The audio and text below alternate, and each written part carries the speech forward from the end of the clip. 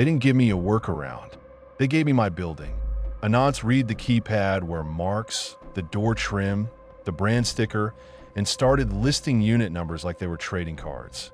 Someone dropped a default master code link and called my complex free real estate. I tried to pull the post. Archive already had it. It was supposed to be me venting. I've been getting yelled at for a week straight because doors didn't feel safe, the keypad kept glitching, and the office treated me like I personally forged every key. Vendor wouldn't answer, manager wouldn't approve a replacement, residents wouldn't stop trapping me in the stairwell. I took one photo of the locked face and the half-torn sticker, blurred what I thought mattered, and typed a tired rant online asking if anyone knew a fix. No address, no building name, just enough little details to be useful. The replies turned into a hunt fast. People circled the shiny spots on the keypad and said which buttons got pressed most. They zoomed in on scratches around the latch and guessed the building age. Somebody recognized the exact sticker pattern and posted the manufacturer page. Somebody else matched our trim to old listing photos. Then unit numbers started showing up. Not guesses, lists. They talked about stacks and corners, about which doors were likely master keyed, about what floors usually have dead spots for cell service. I watched it happen like I was being peeled open. I tried to delete it. I tried to nuke the account. It didn't matter. Somebody had already mirrored it. Somebody reposted it with my photo bigger and a title like I'd confessed to handing out keys. They joked about doing tours. They called my complex free real estate, again and again like it was cute. I messaged mods. I begged. The archive stayed. The thread lived. I told my supervisor in the morning, face to face, because texting felt dangerous. He didn't ask how it felt watching strangers map the place where I worked. He asked what I'd posted, who could trace it, what the owner would say. The property manager called next and went straight for my throat. She said I compromised resident safety. She said investors were freaking out. She talked like I'd kicked a kid. When I tried to explain, I didn't give them an address. She snapped that the internet doesn't need one, like that was somehow my fault and also my crime. Next day, I walked into a vacant unit for a water shutoff and found a ring light on a tripod aimed at the door, already recording. Not a squatter mess, clean carpet, stage snacks, a laptop open to the same thread. Someone had written my name on a sticky note and slapped it on the counter like a label on meat. I froze in the doorway. My tool bag slid off my shoulder and hit the floor. The ring light had that white glow that makes you look sick. It was aimed perfectly to catch my entry, my keys, my face. The laptop refreshed by itself, comments rolling. Snacks lined up like props. Phone charger plugged in. Router lights steady. This unit was supposed to be empty. No resident, no service, no reason for any of that to exist. I pull my work phone and try to call my supervisor. Dead. No service. I tried the radio. Static. I stepped into the hall and held the phone up, walked a few steps, nothing. The building swallowed signal on that side, and everyone knew it, but it had never mattered until that second. I went back inside because leaving the door open felt like handing them a win. I stared at the laptop and my stomach flipped because a comment popped up. Watch him panic. I hadn't told anyone which unit I was in. I hadn't even texted it. And yet, there was like they were standing right behind me laughing. I snapped and started hunting for cameras like an idiot. Under the counter lip, behind the TV mount, inside the smoke detector. I yanked drawers, checked vents, felt along the underside of the table. My hand shook so hard I kept dropping screws. I wanted to smash the laptop and kick the ring light over, but I also knew how it would look. Destroying evidence. Having a tantrum. The trap felt stupid and airtight at the same time. Do nothing and I'm the content. React and I'm still the content. Just louder. I crumpled the sticky note with my name and jammed it in my pocket. That tiny act made me angry in a clean way. Like, fuck you, you don't get to keep that. I locked the unit and went to the lobby to get someone official with me. The property manager wasn't there. Leasing looked at me like I was speaking another language. One of them told me to just file an incident report. I told her there was an active setup upstairs and I needed a witness, not a form. She shrugged and said maintenance handles unit stuff, like I was bothering her between TikToks. I went back up alone because I didn't know what else to do. When I hit the floor, the hallway felt wrong, too quiet, like everyone was holding their breath. The unit door was shut. I unlocked it and stepped inside. Everything was gone. Tripod, ring light, laptop, snacks, charger, all of it. The place looked like a normal vacant unit again. Bare counters, beige carpet, that stale, closed-up smell. Like I'd imagined it. The only thing left was a faint set of pressure marks in the carpet where something heavy had stood, and even that could be brushed off if you wanted to brush it off. That's when the cops showed up. Not for them. For me. Someone called and a maintenance guy breaking in. The officers came up fast, hands near their belts, doing that calm voice that sounds polite but isn't. They asked who I was. I said maintenance. They asked why I was entering an occupied unit. I said it wasn't occupied. They asked why a resident said, I forced my way in. I said because the resident was a liar and I was being set up. The moment I said threat online, one of them got this look like I'd started talking about aliens. They wanted to see my keys. One officer took the ring off my belt like it was contraband. I reached without thinking and he told me not to move. I started talking too fast, trying to pack the whole nightmare into sentences that sounded sane. I sounded guilty because I was scared. The body cam pointed straight at me, that red light blinking like a heartbeat. They walked the unit. Empty. They looked at me like that settled it. I tried again, explaining it had been staged earlier, explaining it disappeared the moment I went for help. One officer asked why I didn't call sooner. I said my phone had no service in that unit. He glanced at my phone like that was convenient. Then it buzzed right then, catching signal, dumping missed calls and texts like the building was mocking me. They cuffed me in the hallway. Cold metal, wrists behind my back, my tool belt digging into my hip. Doors cracked open. People stared. I caught a couple phones raised, recording. Tenants I'd fixed leaks for. Tenants who used to nod at me. Now I was a show. I tried to tell the cops to check the archive post, to look at the comments, to see the line about watching me panic. They didn't care.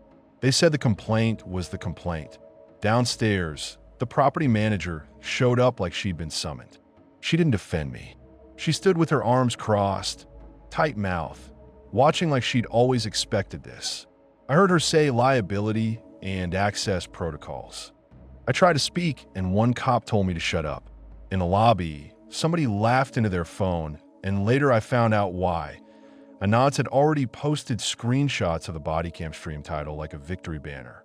They were celebrating like they'd won a prize. They released me hours later because there wasn't a clean charge once the unit looked empty and nothing was missing. No epaligi. No, we got played. Just a warning not to go back. My supervisor texted me to turn in my keys. The next day, my badge didn't work. HR didn't answer. Payroll processed my final check like I was a problem being closed out. I tried to fight it like a normal person. I emailed the office screenshots of the thread, the archive link, the comment about watching me panic. I wrote it in plain words, like a report, like if I stayed calm, they'd have to hear me. The property manager replied once, cold, telling me not to contact residents and not to step on site. My supervisor called and yelled, not even about the setup, but about missing keys and exposure.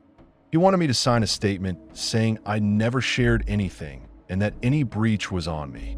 When I refused, his tone flipped to that fake calm, the kind that means you're already done. Then the complex sent me a bill for stolen property. They claimed tools and supplies went missing from vacant units around the same time. They couldn't prove it, but they didn't need to. The story was already built. I posted online, I had the master key, I got cuffed on camera. That was enough for everyone who wanted it to be enough. The thread kept bumping with one line. He had the keys. Of course it was him.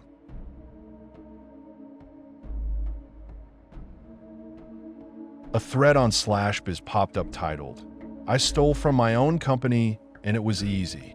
I expected LARP. Then OP listed internal tool names, ticket codes, and a tiny mistake from last month's incident report that never left our team. My neck went hot. He didn't talk like a tourist either. He used our dumb shorthand, the way we truncate service names in Slack, the exact JIRA prefix. He even repeated the same typo we fixed after the postmortem, like he copied it before anyone cleaned it up.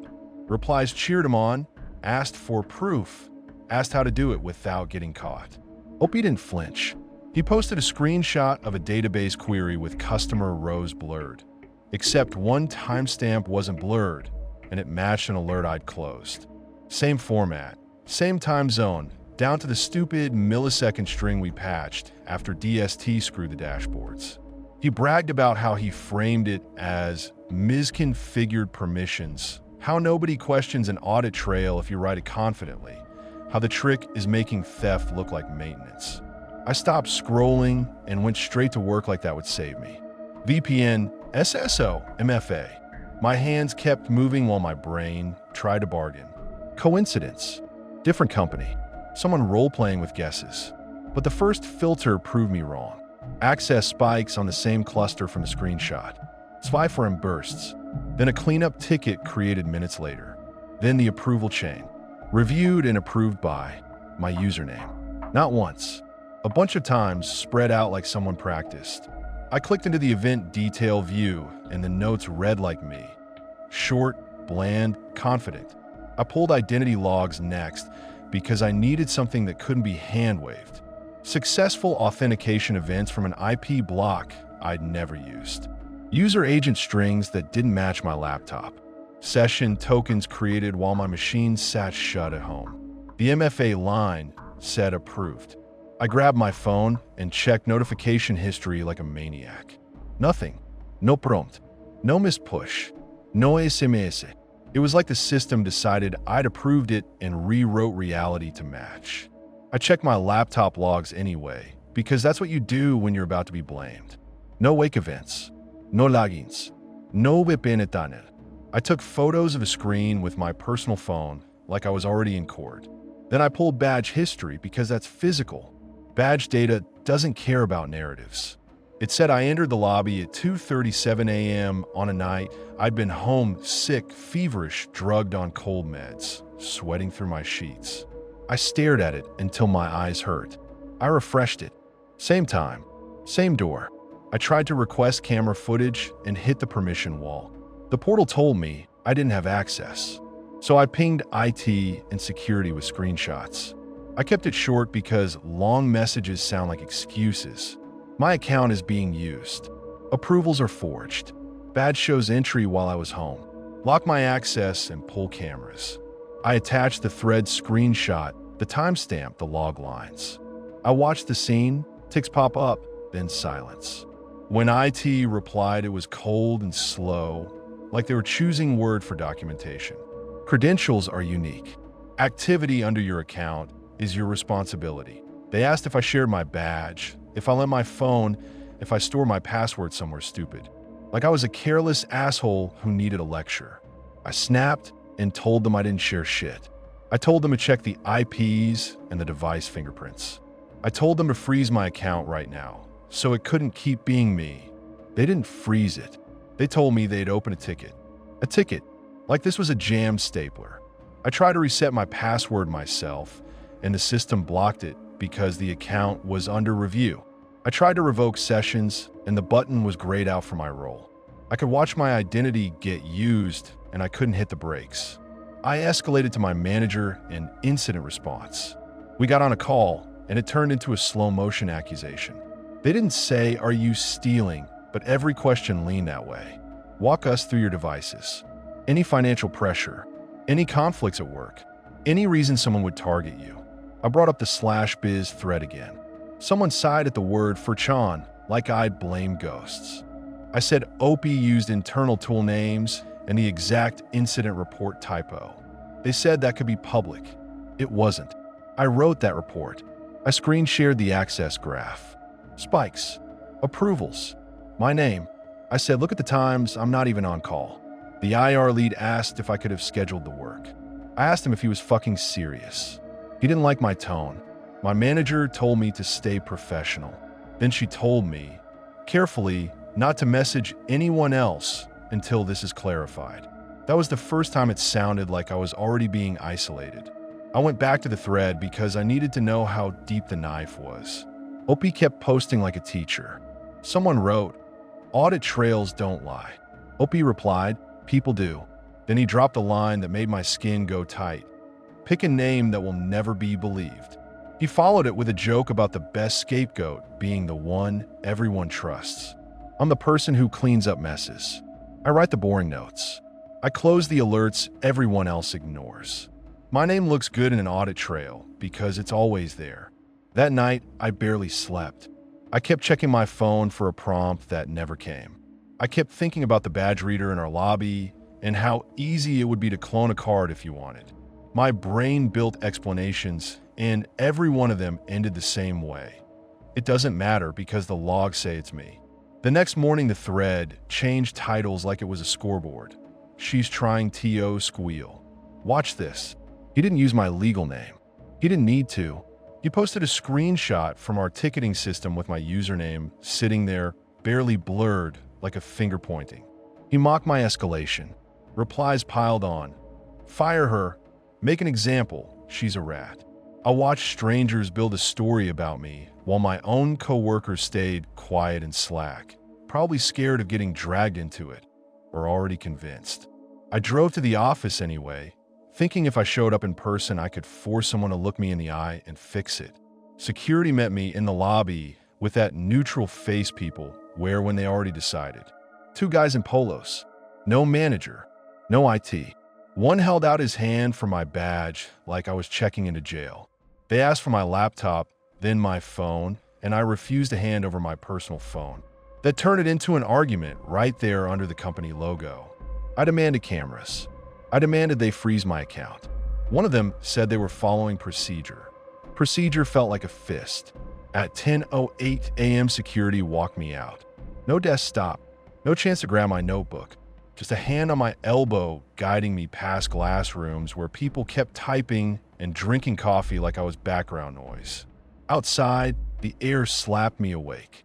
I stood by my car, keys in my fist, and realized I'd just been cut off from every system that could prove anything. My access died on my phone while I watched. Email stopped syncing. SSO kicked me out. The little session expired banner popped up like a joke. I called my manager and it went to voicemail. I texted and got nothing back. Then an HR email hit my personal inbox saying I was on administrative leave and not to contact coworkers. It read like a form letter with my life stuffed into it. At 10:12, federal agents walked in. Black SUVs, serious shoes, eyes that didn't scan the room, they locked on targets. Someone inside pointed at me through the glass. One agent looked straight at my face like he'd seen it on a printed page already. They put me in a small room with a table that felt bolted down. They didn't start with "help us understand." They started with printouts, lines and lines of logs with my username on every line. Timestamps, queries, exports, approvals. My review notes copied in my exact clip style, like someone wore my hands. They asked questions that assumed guilt. How much did you take? Where did it go? Who helped you? When I said it wasn't me, they didn't react like that was new information. They reacted like that was what guilty people say. I told them about the thread, about the screenshots, about the bragging. One of them asked if I used that site. Another wrote something down when I said no. I told them about the badge entry at 2:37 a.m. I told them I was sick. They asked how sick. I showed pharmacy charges, texts, anything. It didn't matter. The more I tried to prove a normal life, the more it sounded like a rehearsed alibi. They weren't listening for truth. They were listening for a crack. When they left me alone, I checked the thread again, like poking a wound. It had gone quiet after that, like it had achieved its purpose. I sat in an interview room, staring at a wall, and realized the confession wasn't a confession at all. It was a script, and my name was the punchline.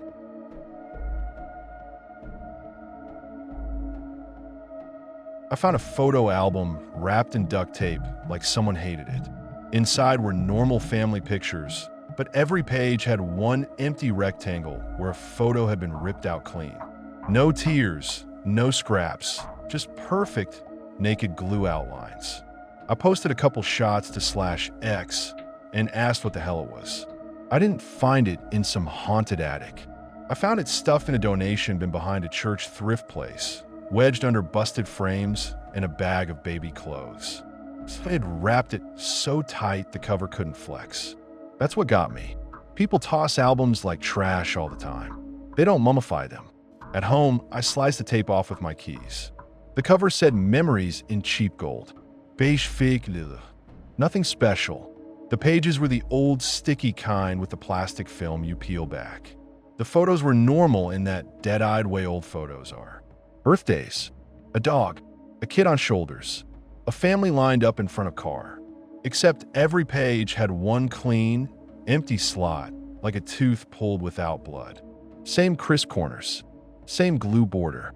It looked deliberate, like someone removed a person, not a picture. So I posted. I expected jokes. I expected burn it. Instead, the replies landed fast and mean, like everyone already knew the script. Removal album. Cleanup game. They told me to pick one empty rectangle, write a full name on paper, slide it into the blank, close the album, leave it overnight. No nicknames. Full legal name. They said the album did the rest. They didn't warn me like decent people. They pushed. They demanded updates like I owed them. I should have tossed it right then. I didn't. I had work the next day, and I was still chewing on something that happened on shift. I work nights at a recycling plant. Loud, hot, and nasty. You stand by a belt and yank crap out so the machine doesn't choke. You do it right, and nobody says shit. You miss one thing, and suddenly you're the reason everything's broken. A new guy on days had been riding me all week, acting like my job made me dirt. The day before, he snapped at me over how I stack bales, called me garbage, under his breath like it was cute. I didn't give him a speech. I just told him to shut the fuck up and stop talking down to me like I was a pile of cans. So when /X handed me a dumb little ritual, I got petty. I wrote his first and last name on printer paper. I stared at the letters for a second, like my hand was asking if I meant it. I did. I picked an empty slot halfway through the album. I peeled the plastic back, slid the paper into the rectangle, pressed it so it touched the glue outline, and smoothed the film down. The paper stuck like it belonged. I shut the album, left it on my table, and went to bed feeling stupid and angry. Next morning, at work, his locker was empty. Not cleaned out. Empty like it never belonged to anyone. The lock was gone. The little tag was gone. Even the scuffs on the metal looked different, like they'd aged without him. I walked the floor looking for him, then went to the supervisor and asked where he was. I tried to say his name, and my mouth just stalled. My tongue hit air like the word wasn't finished. I forced it, and it came out wrong, like I was chewing gravel. The supervisor stared at me and hit me with a flat. I pulled up the schedule on the wall. No name. I went to the manager's office and described him. Bright sneakers, always on his phone, that smug grin. The manager got annoyed and told me we didn't have a new hire. He said we'd been short for months. He said I needed to stop fucking around and get on the line. I tried HR because I'm not stupid. If someone quits or gets fired, there's paperwork. HR pulled up the employee list and acted like I was wasting her time. She said, real calm, there's nobody here by that name. Then she asked if I'd been sleeping. She asked if I was using. She smiled like she'd already decided what story she was going to tell about me. On break, I grabbed my phone to text him something nasty just to prove he was real. The message thread wasn't there. Not deleted. Not hidden. Just missing. I opened my contacts. There was a weird blank spot where my thumb expected his entry to be, like my brain had muscle memory for a name that no longer existed. I search his first name. Nothing. I search his last name. Nothing. I tried to say it again in my car, and my mouth hit that same pothole like a hard stop built into me. I left early and drove home, shaking so bad I kept gripping the wheel until my hands cramped. I dumped the album on my table and flipped pages like I was trying to beat time. I found the slot. The paper was gone. I peeled the plastic back and checked under it, checked the spine, shook the whole thing over the sink. Nothing fell out. The rectangle looked old now. Yellowed edges, dull glue, like it had been empty for years. That's when I stopped feeling clever. I called my sister because I needed a human voice. I tried to explain, and I kept tripping over the missing name. She asked if I was fucked up. I hung up and felt my apartment get smaller. I went back online because I needed anyone, to tell me this wasn't real. /X didn't give a shit. They celebrated. Good cleanup. You did it. Now do someone bigger. They weren't asking if a person died. They were acting like I'd found a cheat code. One anon told me to try payroll, so I did. I logged into the employee portal and pulled rosters and directories and pay history. Nothing. No stub with his name. No email address. No badge record. Like the company had never printed him, never scanned him through a door, never paid him a dime. I drove to the address. I remembered him mentioning a cheap complex by the highway. I sat there staring at the building sign, trying to make myself go up and knock. I couldn't remember a unit number. I walked anyway because I needed the world to push back. I checked mailboxes. None of them rang a bell. I asked the guy smoking near the stairs if he knew him, and my tongue jammed again so hard I tasted blood. The guy asked what my problem was, and I backed off, mumbling because I couldn't even form the name in my mouth. Back home, I tried to remember his face. I could remember his shoes. I could remember the insult. But when I tried to hold his face in my head, it slid away like wet paper. The more I pushed, the more my brain filled in a blur that didn't belong to anyone. I opened my notes app and typed the name from memory to anchor it. And halfway through, I realized I wasn't sure about the letters anymore. That terrified me. Not the missing locker. Not HR's smile. The fact that my own brain started helping. I went back to work the next day and pushed harder. I asked the guys on days if they remembered him. One told me to stop being weird. Another told me I should get checked out. The manager pulled me aside and said if I kept harassing people about an imaginary coworker, he'd write me up. I snapped and told him to stop gaslighting me. He got in my face and told me to act like an adult. HR emailed me about disruptive behavior, like I was the problem, not the fact a whole person vanished. I went home and dug through my phone like a junkie looking for a hit. Old photos, old videos, anything from a floor that might catch him in the background. Nothing. Not a blur. Not a shadow. I even tried voice recording myself saying his name, thinking maybe my mouth would do it if I didn't think, and the recording just caught me stalling and swearing. Every hour his outline got thinner, and that scared me more than the empty locker. Then I opened the album to the last page and my hands went cold. A new empty rectangle sat there that hadn't been there the day before, bigger than the others. Fresh glue, shiny at the edges, like it had just been pressed down. Waiting. My phone buzzed again. The thread was still going. Good. Now do a bigger one. People posted lists like they were shopping. Boss. X. Navid. Do someone who deserves it. Like deserves mattered when the whole point was erasing the proof. I sat at my kitchen table and stared at that big blank slot until my eyes watered. I thought about who would vanish clean, who wouldn't have someone screaming their name, who could be peeled out of everyone's head without anybody fighting back. I thought about how my manager already treated us like numbers. I thought about how easy it was for HR to decide I was lying. I thought about how, if I disappeared tomorrow, most people at work would just fill my spot and keep the belt moving. I picked up a pen and my hand shook, not from fear of the album, but from how fast my anger tried to turn into a plan. That's the part one hate admitting. The album didn't feel like a demon. It felt like permission.